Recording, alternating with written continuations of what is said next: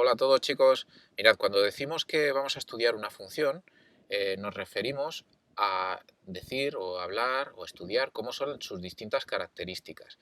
Es decir, por ejemplo, si sube o baja, si se puede pintar de un solo trazo o no, si se parece a alguna recta en algún momento o no, si corta los ejes en algún momento o no.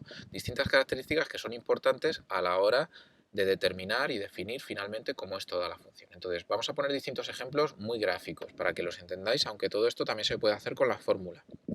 Pero eso es un segundo paso, ¿de acuerdo? Entonces, lo primero que podemos estudiar de una función es lo que se llama la continuidad. Se dice que una función es continua si podemos dibujar la gráfica de un solo trazo, es decir, sin levantar el lápiz del papel. Por ejemplo, esta función de aquí, pues se diría que es continua. A ver, perdonad, que me voy a colocar bien la tableta, así, continua. Esa función sería continua, porque yo puedo pintarla sin levantar el lápiz del papel. En cambio, esta de aquí sería discontinua, porque no hay forma de pintarla de un solo trazo. ¿De acuerdo? Vale. ¿Qué más cosas se pueden decir o qué características también podemos analizar en la función? Lo que se llama el crecimiento o decrecimiento, es decir, si sube o baja. Fijaos en esta función viene creciendo hasta que llega al -4 en la x.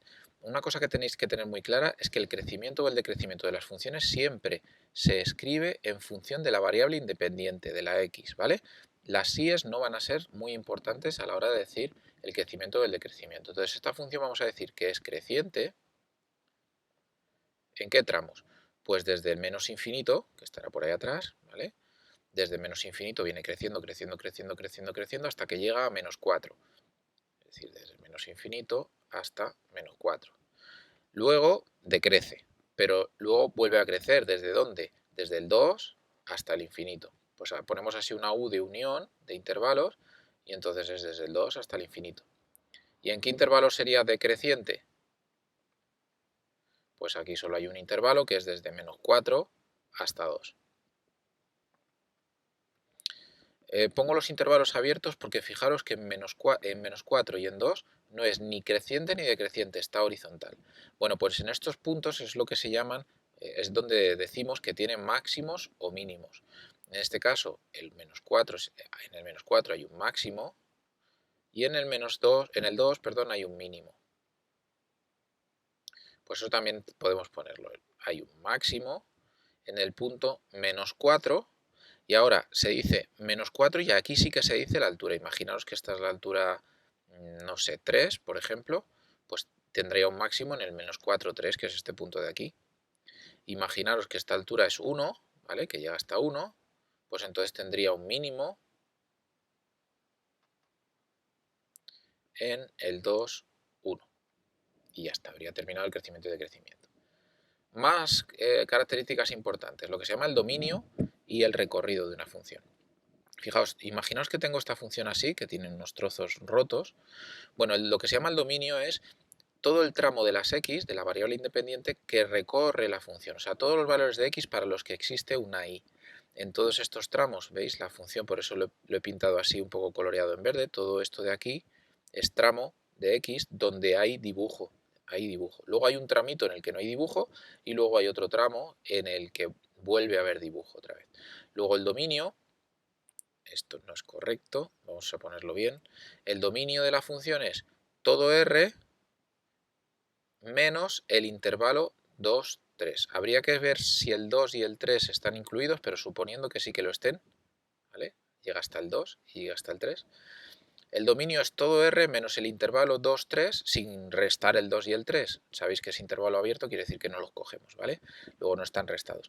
Se puede escribir también de otra forma que es equivalente, que es desde menos infinito hasta 2 incluido, unión 3 infinito. ¿De acuerdo? Y en vez de poner dominio, se puede poner un poquito más profesional, sería dom f, el dominio de la función f si esta es la función f. ¿Vale? Es el tramo de las x donde hay dibujo.